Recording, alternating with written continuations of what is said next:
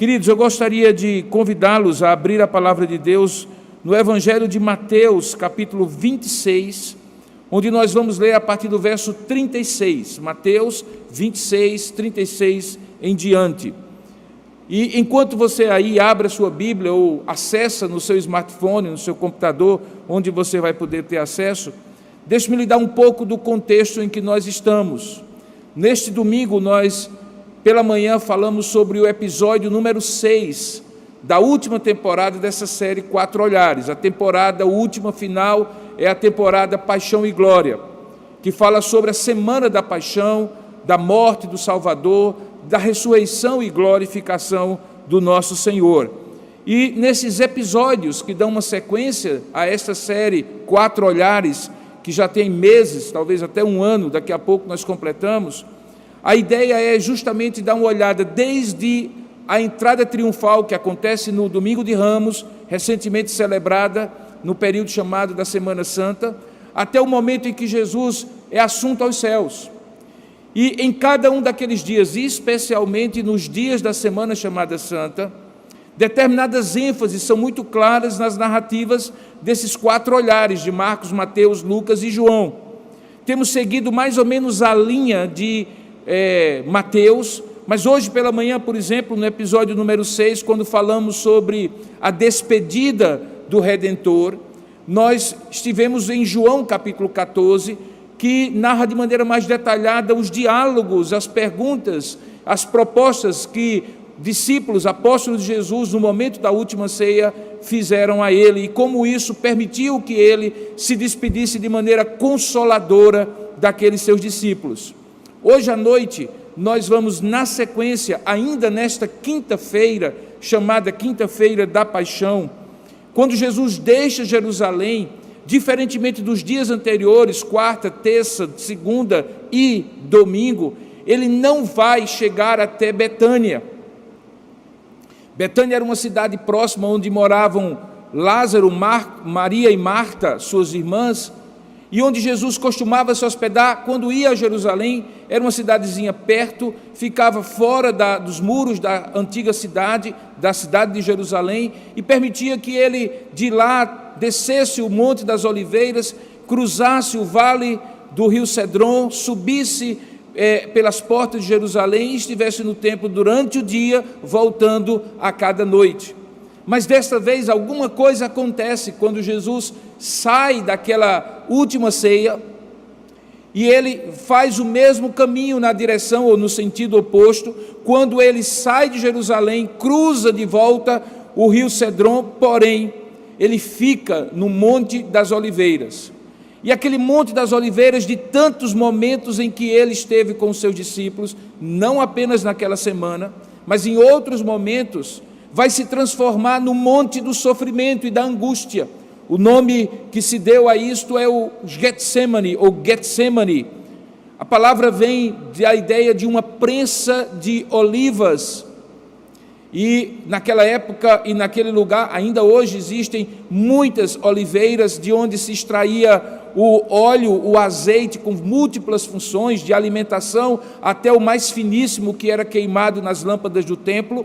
Ali havia prensas de oliva, e se você já esteve em Israel ou já viu algum filme ou alguma ilustração, certamente você já viu duas pedras muito pesadas, uma sobre a outra, e era colocado ali aquelas oliveiras embaixo, e tinha um pequeno rego com um orifício no meio, que fazia com que, à medida que aquela pedra de cima esmagasse as oliveiras que estavam entre ela e a pedra de baixo, aquele esmagamento da oliveira fazia com que o óleo saísse, escorresse por aquele rego e fosse retido, para dali passar pelos processos de purificação, de depuração e ter os seus diversos usos, que, como eu falei, vinham desde o primeiro refino, que era o refino que se usava para alimentação, e a sobra se usava para iluminação, até o refino mais puro, o óleo puríssimo, que era usado exclusivamente no templo para queimar as lâmpadas que simbolizavam a presença perene do Espírito de Deus no lugar de adoração. Essa palavra Getsemane, portanto, É uma palavra simbólica para este momento em particular, quando no Monte das Oliveiras Jesus para com os seus discípulos e passa a noite mais angustiosa, mais aterrorizante que ele passou antes do próprio momento da cruz. Então, se de algum momento durante o dia nós falamos da despedida do Redentor, quando ele estava em Jerusalém com os seus discípulos, agora nós vamos falar sobre a angústia do Redentor.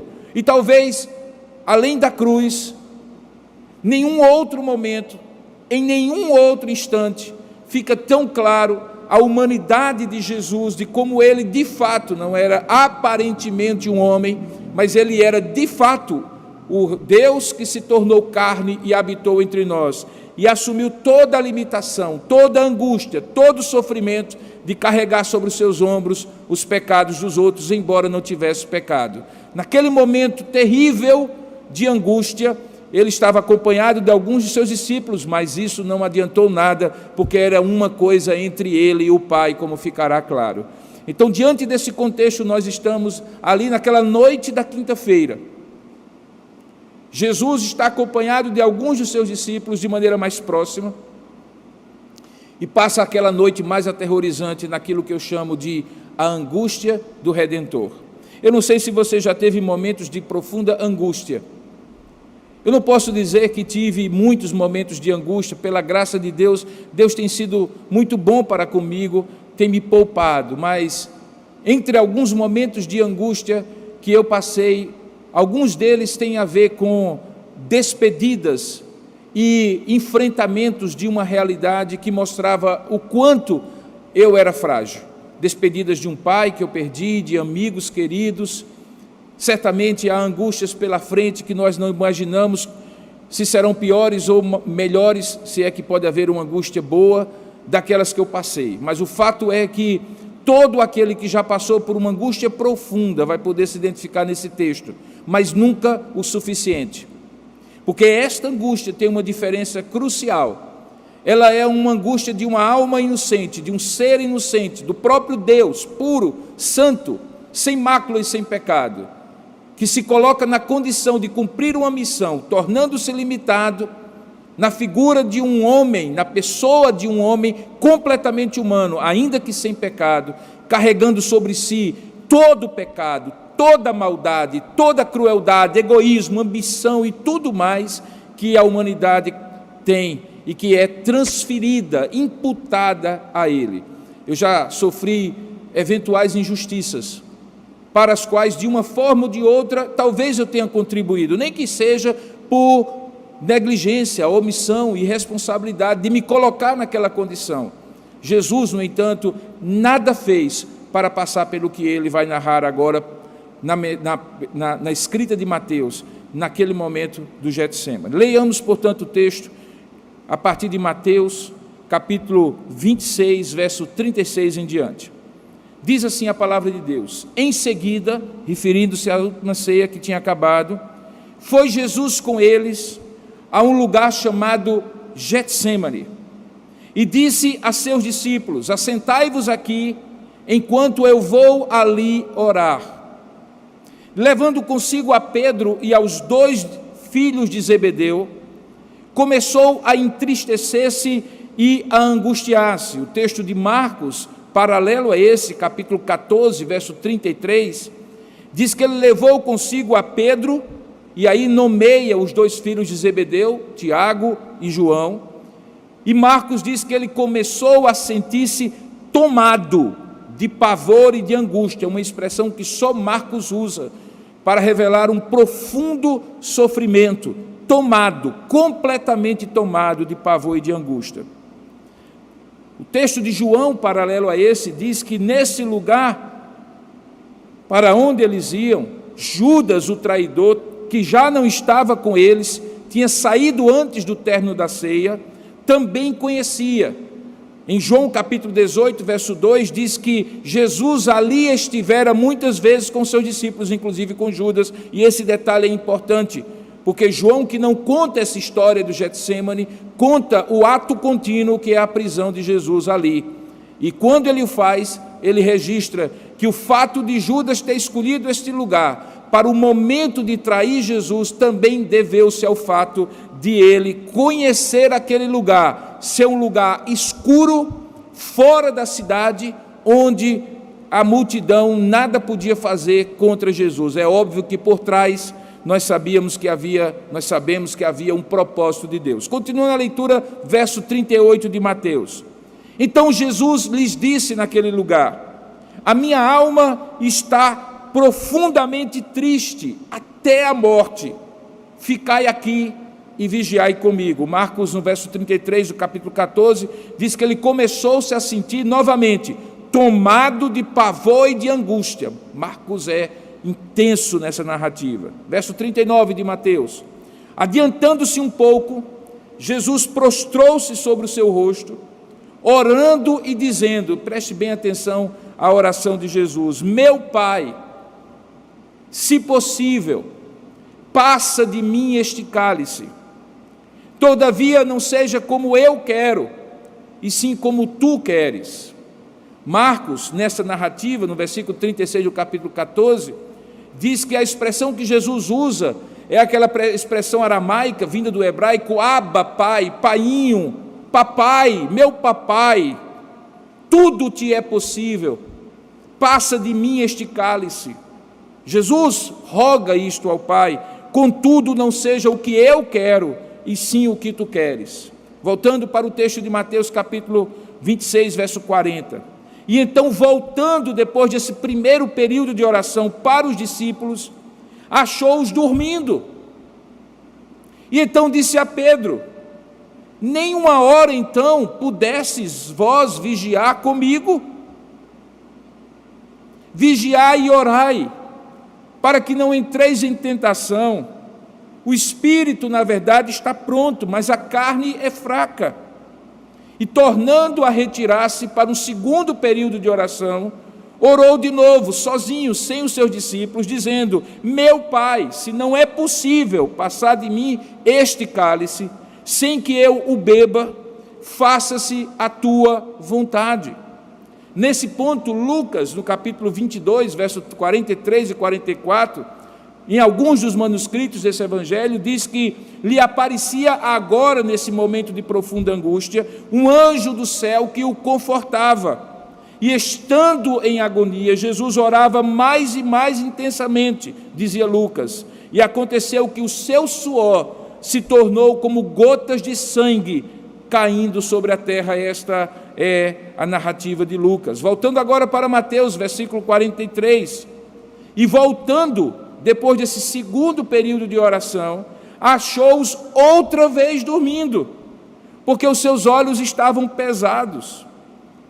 Desta vez Jesus nada fala com eles, mas deixando-os novamente, foi orar pela terceira vez, repetindo as mesmas palavras. Então ele voltou para os discípulos e lhes disse: ainda dormis e repousais? Eis que é chegada a hora, e o Filho do Homem está sendo entregue nas mãos de pecadores. Levantai-vos, vamos. E eis que o traidor se aproxima. Neste momento da narrativa, Mateus, no versículo 47, diz que falava ele ainda estas palavras para os seus discípulos, e eis que chegou Judas, que Mateus faz questão de registrar, era ainda um dos 12 apóstolos, ainda que fosse já traidor. E com ele uma grande turba, uma multidão de pessoas, com espadas e porretes, enviada da parte dos principais sacerdotes e dos anciãos do povo. Eu já expliquei em pregações anteriores que essa expressão técnica significa que eles tinham sido enviados pela Suprema Corte de Israel, Sinédrio, que naquela época era formada pelos principais sacerdotes, os escribas da lei e os anciãos de Israel, os anciãos do povo. Mateus continua no verso 48 dizendo que o traidor tinha dado a eles um sinal, dizendo assim: aquele a quem eu beijar é esse, prendei-o. E logo aproximando-se de Jesus, Judas lhe disse: salve, mestre. Uma saudação normal naquela época, e o beijou com um ósculo na face. Jesus, porém, disse para Judas: amigo, para que vieste? E nisto, aproximando-se eles, deitaram as mãos em Jesus e o prenderam. Nesse ponto, João, que narra só a prisão de Jesus e não o sofrimento anterior, tem um detalhamento a mais. Lá no capítulo 18, no verso 4 ao 9, ele diz assim, que nesse momento, sabendo, pois, Jesus todas as coisas que sobre ele haviam de vir, adiantou-se e perguntou-lhes: a quem buscais? E eles responderam: a Jesus o Nazareno. E então Jesus lhes disse: sou eu. Isso João conta antes mesmo do beijo de Judas. Então Jesus lhes disse: sou eu. Ora, o traidor estava ali também com eles. Quando, pois, Jesus lhes disse: sou eu, João diz que eles recuaram e caíram por terra. Jesus de novo lhes perguntou: a quem buscais? E eles responderam: a Jesus o Nazareno. Então lhes disse Jesus: já vos declarei que sou eu. Se é a mim, pois, que buscai, deixar ir estes. Segundo João, ele fez isso para se cumprir a palavra que dissera: não perdi nenhum daqueles que tu me deste, que foi dita por Jesus da oração sacerdotal no capítulo anterior, no capítulo de João, capítulo 17. Voltando agora para a narrativa de Mateus, no versículo 51, diz que naquele momento que eles deitaram as mãos sobre Jesus para o prender, um dos que estavam com Jesus, que João vai dizer que era Pedro, Simão Pedro, Marcos, Mateus e Lucas não dizem o nome, estendendo a mão, sacou da espada e golpeando o servo do sumo sacerdote, que João diz que o nome era Malco, mas que Mateus, Lucas e Marcos não dizem o nome, cortou-lhe a orelha. Então Jesus diz para Pedro: embainha a tua espada, coloca a tua espada de volta na bainha, pois todos os que lançam mão da espada, a espada perecerão. João completa que Jesus disse isso ao também afirmar: não beberei porventura o cálice que o Pai me deu?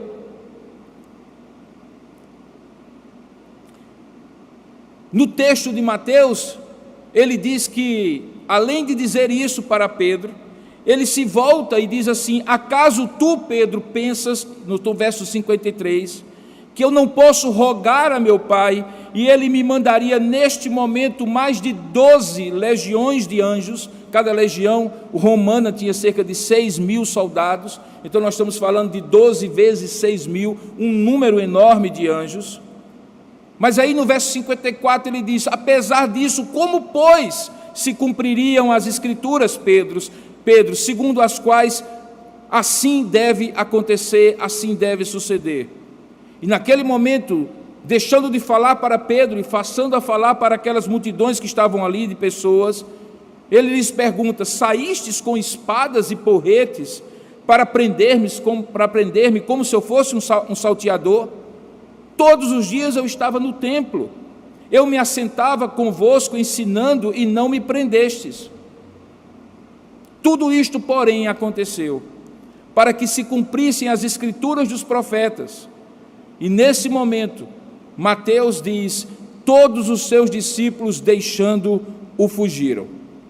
Marcos acrescenta um detalhe nesse momento da fuga, dizendo assim, que naquele momento também havia um jovem que o seguia, coberto unicamente com um lençol, e quando pegaram e lançaram a mão àquele lençol, ele, largando o lençol, fugiu desnudo. Os comentaristas dizem que esse jovem é justamente o autor desse evangelho, João Marcos, sobrinho ou primo de Pedro, o apóstolo.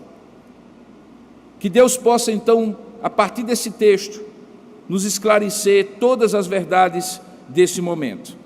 Como eu falei, irmãos, isso acontece no momento que eu não diria ser o ápice do sofrimento de Jesus, mas possivelmente até aquele instante, certamente o cume da angústia que ele haveria de passar e que certamente chegaria, sim, de fato, ao ápice na cruz do Calvário. Aquele lugar que tinha sido tantas vezes um lugar de retiro de Jesus para os seus discípulos, com os seus discípulos, de momentos de oração, de ensino, em que ele podia, à sombra daquelas oliveiras, descansar um pouco das visitas que ele fez a Jerusalém, nas suas cercanias ali, se tornar agora um momento de profunda angústia. E a angústia de Jesus é bem definida, justamente por essa expressão que ele usa nos momentos de oração, nos 3 períodos de oração que os evangelhos contam, e que se revela pelo menos em 3 aspectos. O primeiro aspecto é a angústia da solidão. Jesus estava com pessoas, mas estava só. Os discípulos que deveriam dizer e estar com ele naquele momento de profunda angústia, cansados talvez, mas principalmente não atinando e não tão comprometidos com ele como ele estava com eles, simplesmente dormiam, não vigiavam em oração com Jesus, deixando-o sozinho. Eram esses discípulos os que tinham maior intimidade. O texto diz que era Pedro, aquele que dissera que não deixaria Jesus de modo algum, nem o abandonaria, nem jamais o negaria, mas que Jesus havia dito, como de fato vai acontecer, que ele, antes que o galo cantasse 3 vezes, negaria a Jesus. E os 2 filhos de Zebedeu, Tiago e João, que formavam o círculo mais íntimo com Jesus. As crianças nas igrejas costumam falar de Pedro, Tiago e João no barquinho, cruzando o mar da Galileia. Sempre eles 3 estão ali, no Monte da Transfiguração, o momento mais glorioso antes da ressurreição. Eles estavam lá e viram Elias e Moisés e Jesus, e o próprio Jesus aparecendo para eles na sua glória celestial. Aquilo tinha sido o ápice da glória, e para usar o tema dessa série, Paixão e Glória, agora eles estão no ápice da paixão, da angústia, do sofrimento, no mais profundo sofrimento onde eles se encontram. Eles não foram capazes de ser solidários, eles não foram capazes de compreender que aquele momento era um momento que Jesus tinha dito para eles que haveria de acontecer durante o dia que tinha passado por eles, naquela ceia que eles tinham passado, quando ele disse que o príncipe deste mundo se aproximava e eles não tinham nada com ele, nem ele tampouco. E o príncipe deste mundo arquitetou a conspiração de Caifás e a Suprema Corte, o Sinédrio, junto com a traição de Judas. Agora eles tinham a oportunidade de mostrar a Jesus a solidariedade, a companhia, o apoio emocional e espiritual, mas eles faltaram a Jesus. Eles foram profundamente egoístas no momento com aquele que entregou-se a si mesmo por eles. É, portanto, a angústia da solidão. É a angústia também da traição e de tudo aquilo que ele será física e emocionalmente submetido. É ali, naquele momento, que pela primeira vez Jesus sofre no seu corpo a manietação, a prisão física, a submissão física daqueles soldados que são enviados para prendê-lo. Não eram soldados romanos, eram soldados do templo, enviados pela Suprema Corte. E Jesus, que até então era eventualmente perseguido com palavras, que chegaram até a pegarem pedras para jogar a ele, mas não conseguiram, agora tem as suas mãos atadas, preso, o Deus Todo-Poderoso, que, como ele mesmo disse, poderia rogar ao Pai, e ele enviaria 12 legiões de 6.000 soldados, anjos do Senhor, do exército do Senhor, para defendê-lo. No entanto, se submete. Pela primeira vez, Jesus começa o sofrimento físico. Ele vai ser posteriormente batido, agredido, furado nos seus pés, nas suas mãos, traspassado no seu lado. Lhe é colocado, como nós iremos ver depois nos próximos episódios, uma coroa de espinhos, é cuspido. Naquela hora, a paixão de Cristo vai ao mais profundo e começa a via dolorosa de Jesus, quando ele é preso no Getsêmani. Isso tudo era uma angústia profunda. O sofrimento de Jesus, do ponto de vista físico e emocional, não é para inglês ver, como se diz na expressão. Foi real, ele efetivamente chorou, ele efetivamente sofreu. Como o texto de Lucas diz, naquele momento, o seu suor se transformou em gotas de sangue. Tal era a angústia que ele sofria. As expressões que estão aqui postas são muito fortes. Diz o texto em Mateus que ele começou a entristecer-se e a angustiar-se. Marcos repete em 2 ocasiões no texto que ele é tomado. Veja, não é que ele sentiu apenas um pavor ou uma angústia. O pavor e a angústia tomam conta das emoções de Jesus como nunca antes.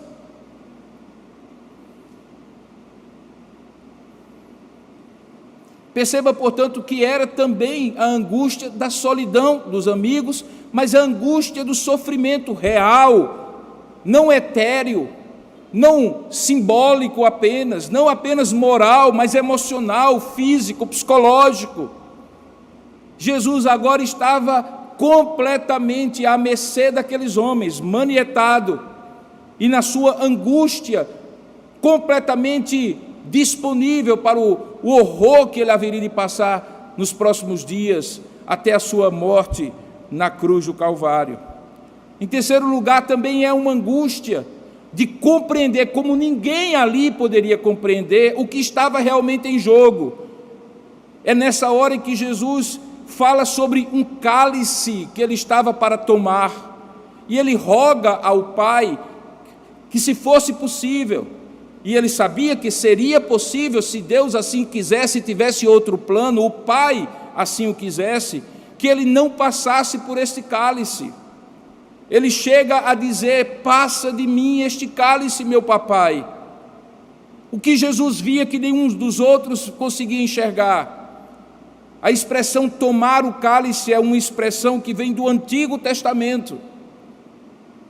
Não tem a ver com uma refeição normal, em que você toma um cálice até a última gota, um cálice de vinho. O cálice no Antigo Testamento é associado a um derramar da ira de Deus, do juízo de Deus. Há vários episódios no Antigo Testamento em que é dito que a ira de Deus derramou o cálice, ou Deus derramou o cálice da sua ira sobre povos, nações, aglomerados de pessoas, sobre indivíduos.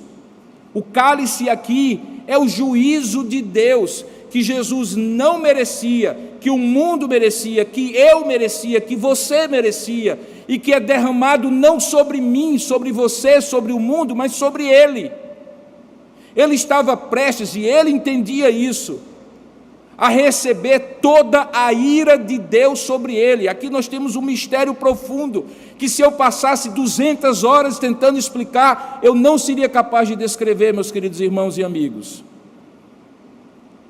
Você imagine a ira de um Deus santo, justo, bom, puro, que cria um homem à sua imagem e semelhança, e vê esse homem dar-lhe as costas, ser rebelde contra ele, injuriá-lo, ter outros deuses criados à sua imaginação para concorrer na adoração única e verdadeira que só ele deve e merece receber. Imagine que este Deus, irado, com uma ira santa e justa, diante de tamanha rebeldia, resolve punir não apenas um homem pelos seus próprios pecados, mas resolve acumular por séculos, por milênios, esta ira que seria destinada a cada ser humano, inclusive a nós, muitos dias depois, e aos que ainda haverão de nascer muitos dias depois dos nossos.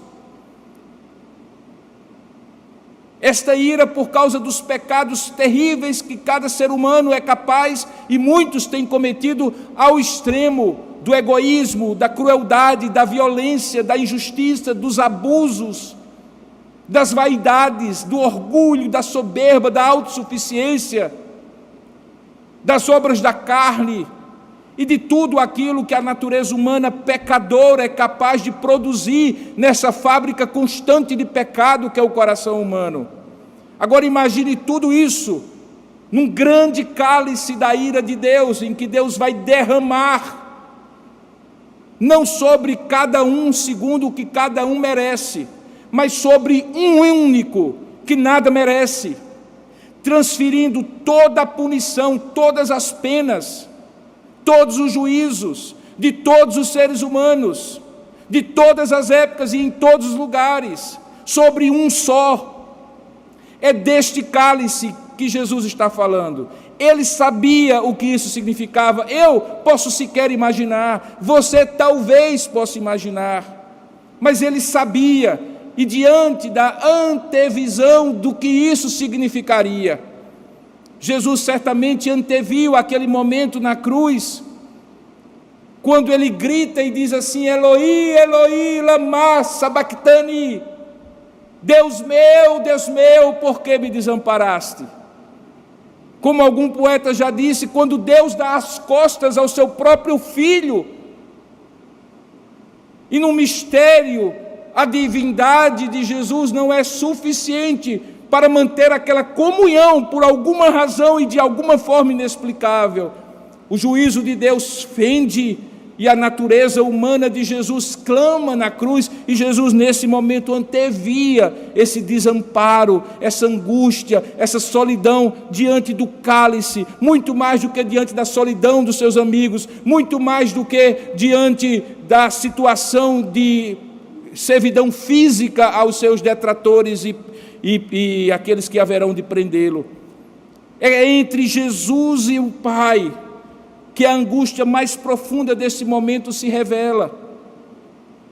É por isso que ele se separa dos seus discípulos, e naqueles 3 turnos de oração, ele vai para um canto orar e angustiar-se, porque só ele e o Pai sabem aquilo que vai acontecer, e ele então clama e diz: meu Pai, se for possível, passa de mim este cálice.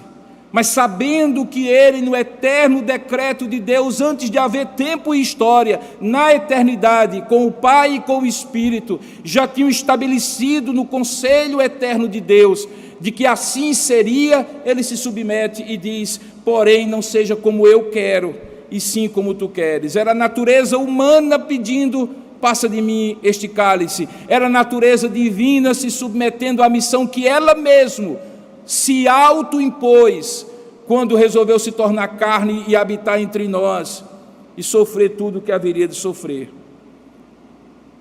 Portanto, essas 3 angústias, a angústia da solidão, da separação e da falta de solidariedade dos seus amigos, a angústia de se ver submetido, sendo Deus Todo-Poderoso, à fúria daquela súcia de malfeitores, que supostamente por motivos religiosos querem prendê-lo, mas que na verdade estão sendo instrumentos de inveja, de ambição, de sentimento pequeno contra Jesus.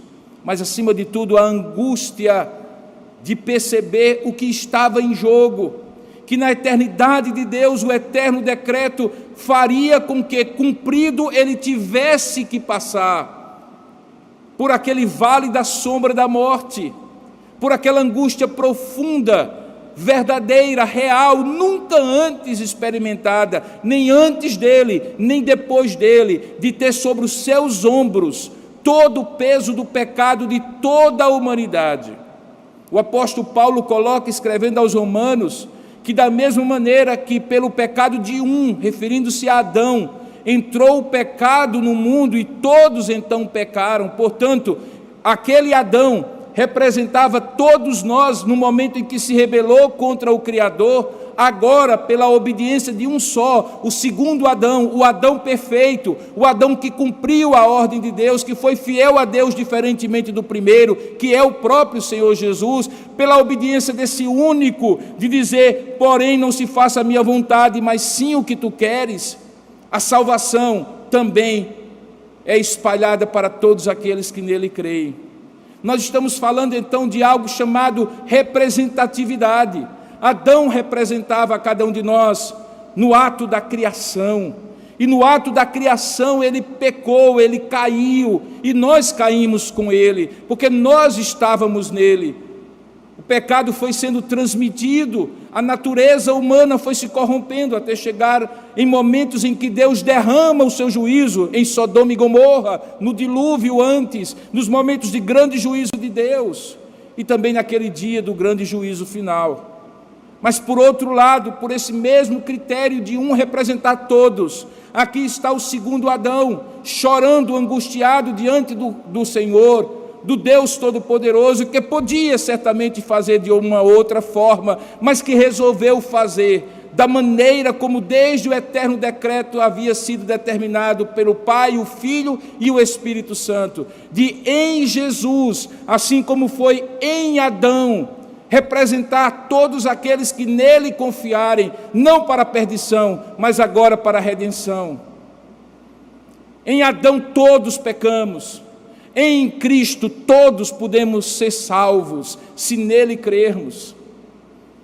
É este o momento em que fica mais claro e evidente no decurso da história de Jesus, que os 4 olhares de Marcos, Mateus, Lucas e João descrevem, que a angústia de Jesus vai levá-lo ao mais profundo sacrifício real, verdadeiro e doloroso sacrifício do Deus que se faz carne e habita entre nós para morrer por cada um de nós que nele crê. Naquele momento em que, pela terceira vez, como descreve o versículo 46, Jesus volta para os seus discípulos e os encontra pela terceira vez, dormindo, como se nada tivesse acontecendo. Isso me faz recordar aquele episódio em que Jesus estava atravessando o mar da Galileia e os papéis se invertem. Naquela ocasião, Jesus descansava na popa do barco, enquanto seus discípulos se angustiavam e ficavam atribulados com o mar revoltoso, com os ventos tumultuosos. Agora, os discípulos dormem, como se nada estivesse acontecendo, e é Jesus que se angustia. Naquela outra ocasião do mar da Galileia, Jesus estava no controle.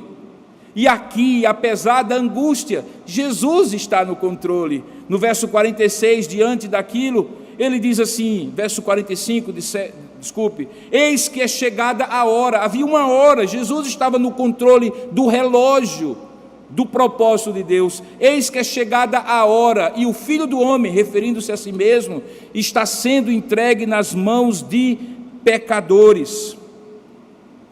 No texto de no texto de João, versículo 4, ele faz um comentário dizendo assim: sabendo, pois, Jesus todas as coisas que sobre ele haviam de vir, portanto ele estava realmente no controle de todas as coisas, diz o texto que ele fala para eles: levantai-vos, vamos, eis que o traidor se aproxima. Nos episódios seguintes nós vamos ver o julgamento de Jesus, mas vamos chegar até o momento em que ele é preso, e por isso no versículo 47 diz o texto que ele falava ainda, e eis que chega Judas o traidor, um dos 12, e havia aquela grande turba, não sei quantas pessoas, é chamado de turba, de multidão, de muitas pessoas, que foi enviada por parte do Sinédrio, dos principais sacerdotes, dos anciãos do templo e dos escribas. Havia um código combinado entre o traidor e os conspiradores. Um beijo comum, ósculo, como se cumprimenta ainda hoje naquela terra, na face, mesmo entre homens, como uma forma de amizade, de intimidade, obviamente, entre amigos. Era o código, a senha, para que ao se aproximar daquela noite escura, certamente com tochas para iluminar debaixo daquelas oliveiras, aquele a quem Jesus, ou melhor, aquele a quem Judas beijasse, esse seria Jesus. E é exatamente o que acontece.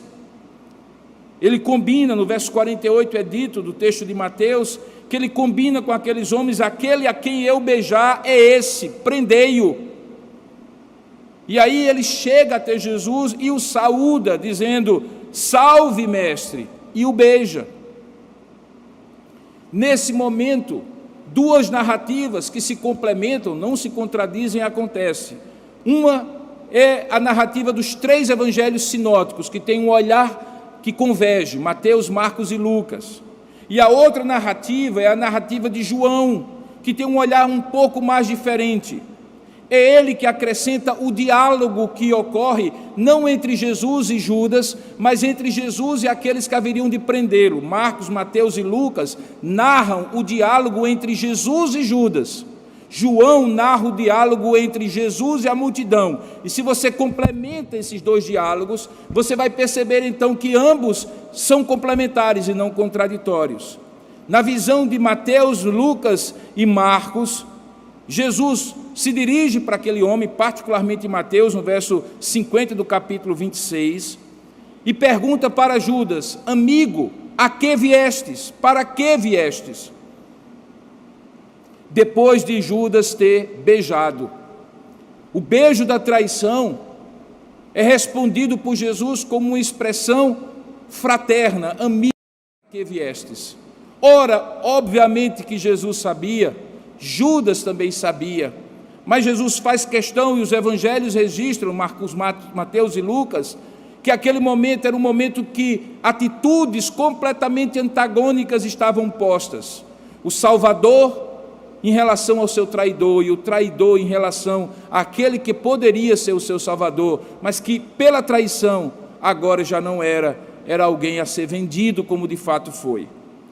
João diz que nesse íntere, talvez um pouco antes, talvez no meio, misturando os dois diálogos, diz lá no capítulo 18, verso 4 a 9, que Jesus se dirige à multidão, e não apenas a Judas, e pergunta: a quem buscais? O texto afirma, na narrativa de João, que eles dizem: a Jesus o Nazareno, o que nos coloca uma situação interessante. Jesus era uma personagem conhecida, visitava o templo. Naqueles dias ele tinha estado pelo menos em 2 ocasiões no templo, todos o conheciam. Mas Jesus não era extraordinário em termos do destaque físico. Aquela figura medieval, loira, dos olhos azuis, feições angelicais, que os mestres renascentistas traçaram, projetando em Jesus um homem do Oriente Médio, curtido pelo sol, com as características típicas de um homem oriental, no Oriente Médio, semita, não correspondiam a esta descrição. Portanto, Jesus passaria, ainda mais naquela escuridão do Monte das Oliveiras, como qualquer um deles. Ele não se vestia diferente, ele não usava colarinho eclesiástico, ele não usava uma mitra papal, ele não usava um paletó de um pastor moderno, ele era um homem como os demais. A sua distinção tinha a ver com a sua palavra, com a sua própria luz divina, ainda que na sua natureza humana. Por isso ele pergunta: a quem buscais? Para que fique claro para eles o crime que eles haverão de cometer diante de Deus, o pecado que eles haverão de cometer. Eles respondem: a Jesus o Nazareno. E então Jesus diz: sou eu. Jesus não nega, ele sabia que tinha que se entregar, ainda que pudesse, num sopro da sua boca, desbaratar tudo aquilo. Ele se submete, lembrando Isaías 53, como ovelha muda perante os seus tosqueadores. Ele se entrega, ele não é preso, ele se deixa prender. E quando ele diz: sou eu, percebe-se, segundo a narrativa de João, que Judas, o traidor, estava com eles. E quando Jesus diz: sou eu, talvez assustados, ou por algum fenômeno sobrenatural do poder que emana dessas palavras, sou eu, que são as mesmas de Êxodo capítulo 3, verso 14, quando Moisés pergunta: quem és tu que me envias a Faraó? Diga o teu nome. E Deus diz: eu sou o que sou. Aqui Jesus diz: sou eu. As mesmas palavras. E o que acontece é que aqueles homens recuam e caem por terra, assustados diante da autoridade divina, mesmo naquele corpo comum e normal de outros que ali estão, como outros que ali estão. Era o poder divino que se escondia na natureza humana, e quando isso acontece, eles caem por terra. Então Jesus lhes pergunta de novo: a quem buscais? E eles respondem: a Jesus o Nazareno. E Jesus então diz: eu já vos declarei que sou eu. Se é a mim que buscai, deixai ir estes, referindo-se aos seus discípulos.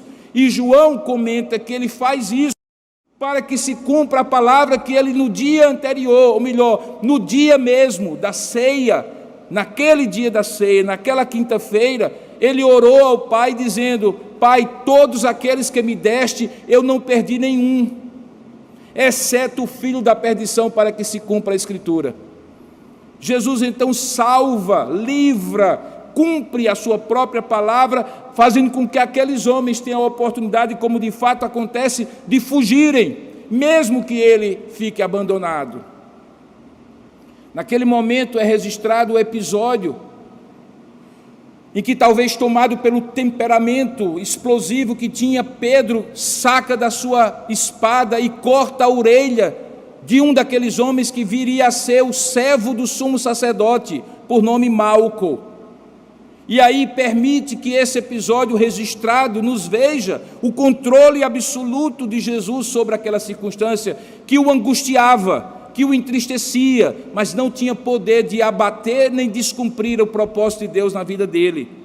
Porque diz Jesus para Pedro, no versículo 52, ainda da narrativa de Mateus 26, embainha a tua espada, pois todos que lançam mão da espada, a espada perecerão. E pergunta então a Pedro, acaso eu não posso rogar a meu Pai, e ele me mandaria essas legiões, 12 de anjos? E aí ele reafirma no verso 54 que tudo aquilo estava em cumprimento da Escritura, porque ele então pergunta a Pedro, como pois se cumpririam as Escrituras, segundo as quais tudo isso assim deve suceder? Isso não impede que Jesus, mesmo sabendo que aquilo cumpriria a Escritura, colocasse mais uma vez a responsabilidade do ato em si sobre aqueles homens que, em nome da religião, matavam o autor da vida. Porque ele se volta para aqueles homens e diz assim no verso 55, saístes com espadas e porretes para prender-me como se eu fosse um salteador. Eu não estava todos os dias no templo convosco, eu me assentava e ensinava vocês, e vocês não me prenderam. Mas saibam por que isso aconteceu. O próprio Senhor diz, aconteceu, e isso está no versículo 56, para que se cumprisse as Escrituras dos profetas. Aquilo que vocês planejaram, aquilo que Caifás que mandou vocês, às escondidas da noite, como se eu fosse um salteador, porque temeu me prender no templo, e por isso até mesmo chegou a planejar de fazer a prisão depois da Páscoa. Não estava no controle de Caifás, não estava no controle de vocês, estava no controle do decreto de Deus, que dizia nas suas Escrituras os profetas, que hoje, no tempo da Páscoa, o Cordeiro de Deus, o Cordeiro Pascal, haveria de substituir todos aqueles sacrifícios de cordeiros que antes eram feitos. Está cumprida a Escritura Sagrada. Queridos, esse momento é um momento de profunda dor, profunda angústia para Jesus, mas não é um momento de desespero, daquela perda de esperança, daquela desestabilização emocional completa, que talvez acometa um de nós em algum momento da vida, em que nós perdemos o senso de realidade, de propósito, e não sabemos o que está realmente acontecendo. Não, Jesus não. Ele se angustia, é verdade, mas Ele está no controle. Ele sabe que tem que cumprir aquilo. A sua angústia pela solidão dos amigos que não o acompanham, pela maniatação física, humilhação emocional que ele tem que sofrer, e pelo cálice do juízo divino que ele vai se submeter em nosso lugar, não são capazes de tirar dele o senso de propósito e da missão que ele vier a cumprir, porque não era apenas um homem que naquele momento estava diante daquela multidão, mas era o próprio Filho de Deus, que, não julgando por usurpação ser igual a Deus, como diz Paulo escrevendo aos Filipenses capítulo 2, tomou a forma de homem, tomou a forma de servo, e foi obediente até a morte, e morte de cruz. Ele esvaziou-se a si mesmo, não deixou de ser Deus, mas assumiu 100% da natureza humana, porém sem pecado, para justamente chegar neste momento. Aqui a paixão do Redentor é revestida de uma angústia profunda, que só é superada pelo momento da cruz, e que inicia um processo de julgamento injusto nas cortes judaicas e diante do procurador romano, que tem erros judiciais que já foram expostos à luz do direito romano e à luz do direito judaico, que envolve falsidades, falsas testemunhas, mentiras, calúnias, como nós iremos ver nos próximos episódios. Mas que nada, absolutamente nada disso, está alheio, além ou aquém do propósito divino que tem em Jesus, de torná-lo o nosso Redentor, o nosso querido Redentor. Ora, se nós estamos falando de angústia de Jesus, que emoções, que sentimentos, que reflexões, que decisões nós podemos tomar à luz desse texto diante da angústia do Redentor? Eu gostaria de usar o mesmo padrão do que eu tenho exposto até agora, de que as 3 razões para a angústia podem nos levar a 3 atitudes práticas para que na angústia do Redentor nós sejamos solidários com Ele e tenhamos os benefícios dessa solidariedade. Caminhe comigo um pouco mais. A primeira angústia do Salvador, do Redentor Jesus, veio da solidão, da indiferença, da falta de compromisso, falta de adesão real e concreta daqueles homens que o seguiram por 3 anos e meio e que ao fim desse episódio chegam a fugir dele e, como veremos depois, a negá-lo, a fugir da cruz, a não crer nele, como é o caso de Tomé. Obviamente que esse momento haveria de acontecer, mas nos dias de hoje, o que é que isso significa? Significa que nos momentos em que nós estivermos vendo no palco de Deus os fatos se cumprindo de acordo com a vontade de Deus, nós que fomos conquistados para ser um com Cristo, porque esta é a expressão mais importante de todo o Novo Testamento, em Cristo, nós nos tornamos solidários com Ele, nós nos tornamos unidos a Ele naquilo que os teólogos chamam de união mística, em que Ele é o cabeça e nós somos o corpo. Se com Ele sofremos, com Ele também viveremos. O apóstolo Paulo chega a dizer que cumpria no seu corpo o restante dos sacrifícios de Cristo, não no sentido salvífico, redentivo, propiciatório, porque só temos um Redentor, mas no sentido de que, como apóstolo, ele sofria as angústias de ver Cristo sendo formado nos seus discípulos, até que Cristo fosse a esperança da glória, e não apenas um aspecto religioso, segmentado, setorial da vida daqueles primeiros cristãos. Assim mesmo, a nossa angústia como pregadores do Evangelho, como ministros de Deus, e também esta angústia que você deve ter, é de ser tão solidário com Cristo, tão identificado com Cristo, tão capaz de assumir a natureza de um cristão, um seguidor de Cristo, um discípulo de Jesus, que nos momentos cruciais como este, você não fique dormindo, mas atente ao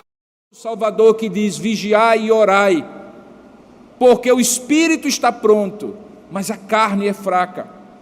Nesses tempos difíceis que nós estamos passando, que tendem a se tornar mais difíceis no sentido de que cada vez mais quem é de Cristo terá que se identificar como tal e sofrer todos os ônus dessa identificação.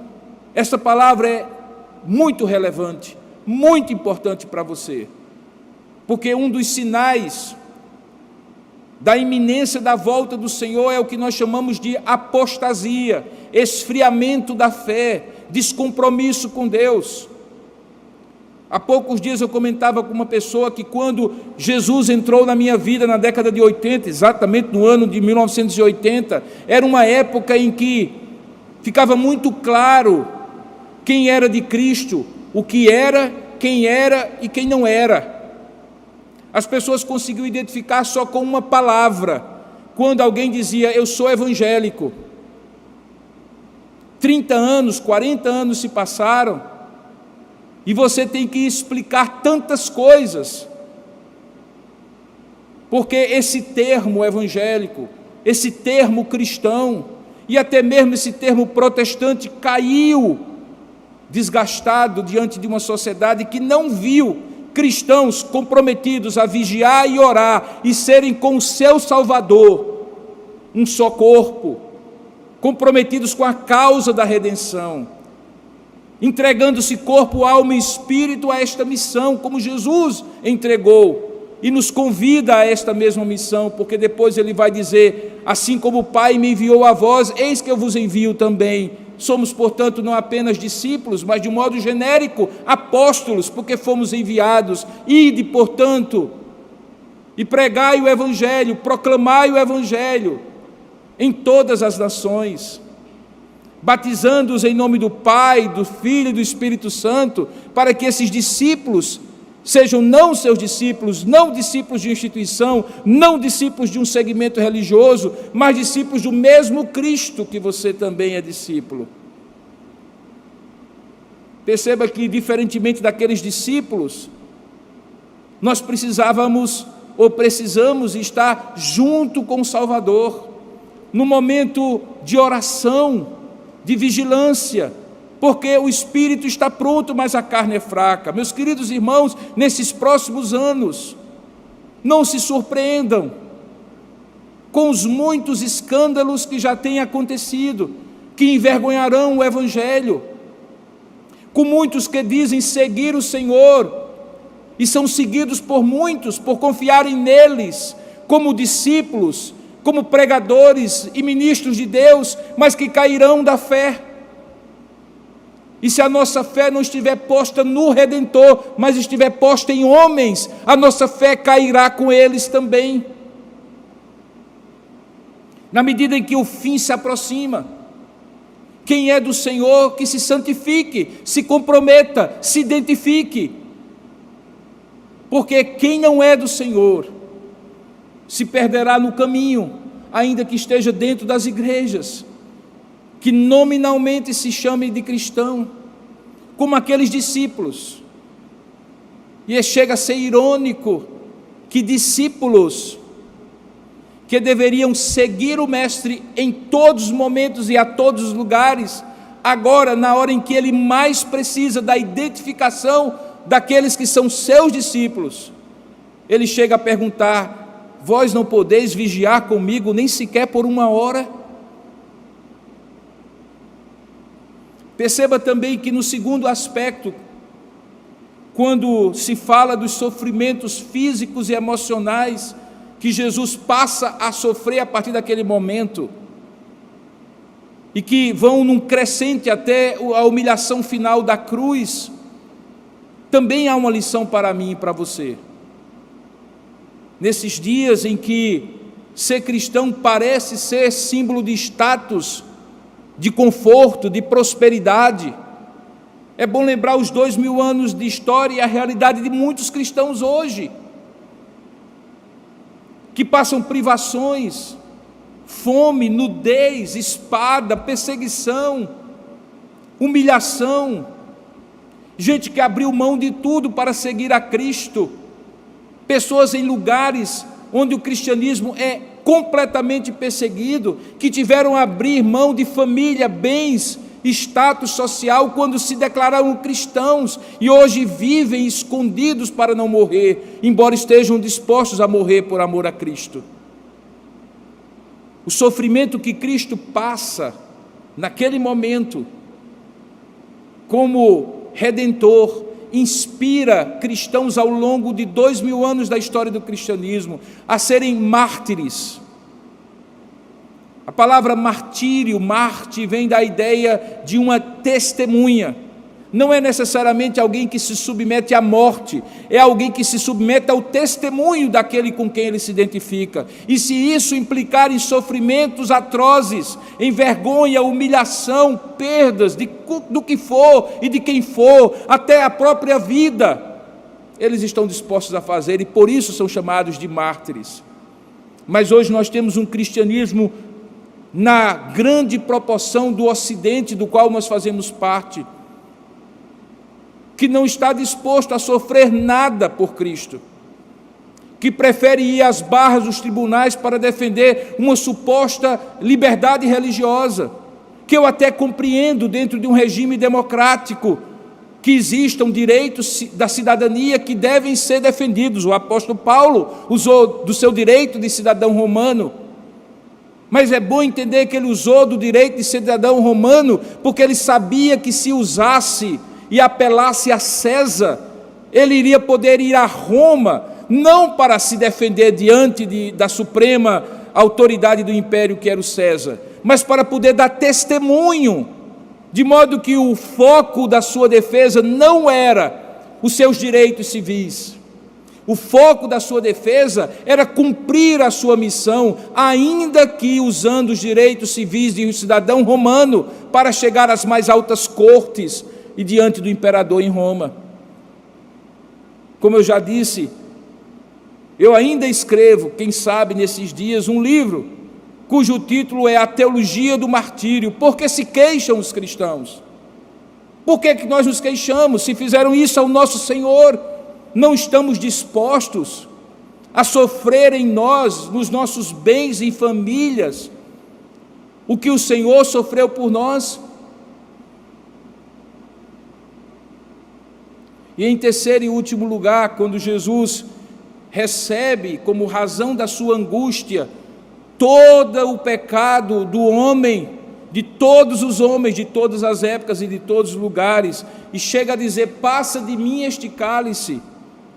A atitude correspondente que nós, eu e você, precisamos tomar é que, se Ele está disposto a oferecer tão gloriosa graça, imerecida graça, generosa graça sobre nós, de nos incluir na salvação, de nos escolher antes da fundação do mundo, como nós não podemos oferecer a Ele a nossa gratidão na forma de uma vida consagrada, piedosa, crente, confiante e dependente e obediente a Ele? Como? Se Ele nos deu tudo, tirou todo o nosso pecado e substituiu por toda a sua justiça, graça e verdade, como não podemos, em gratidão a Ele, oferecer nossa vida? Eis-me aqui, Senhor, em nada tenho a minha vida preciosa para mim mesmo, dizia o apóstolo Paulo em Atos capítulo 20, verso 24, quando se despedia dos presbíteros da igreja de Éfeso: em nada tenho a minha vida preciosa para mim mesmo, contanto que complete a minha carreira, que me está proposta em Cristo Jesus e para a qual eu fui chamado. Em nada tenho a minha vida preciosa. Diante de gloriosa graça, é preciso haver uma gratidão correspondente, e é disso que nós estamos falando aqui. Que quando nós olhamos o Getsêmani, o cálice do juízo de Deus caindo sobre um só, em favor de muitos, dentre os quais nós estamos, como nós que aqui estamos, podemos oferecer menos do que tudo a Ele? E o tudo nosso é gratidão, confiança, obediência. Eu espero, queridos, que Deus tenha falado ao seu coração nessa mensagem, desse momento de profunda angústia e pavor para Jesus, há lições tremendas para cada um de nós. Que o Senhor ministre e aplique ao seu coração em particular toda a verdade desse texto.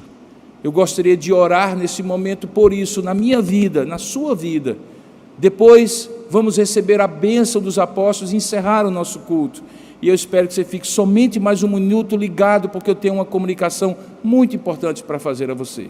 Vamos orar juntos? Curva a sua cabeça aí, onde você estiver, feche os seus olhos, relembre tudo aquilo que Deus falou a você nesses minutos de pregação, a partir desse texto da Sagrada Escritura, e rogue a Deus que você tenha a solidariedade que os discípulos não tiveram,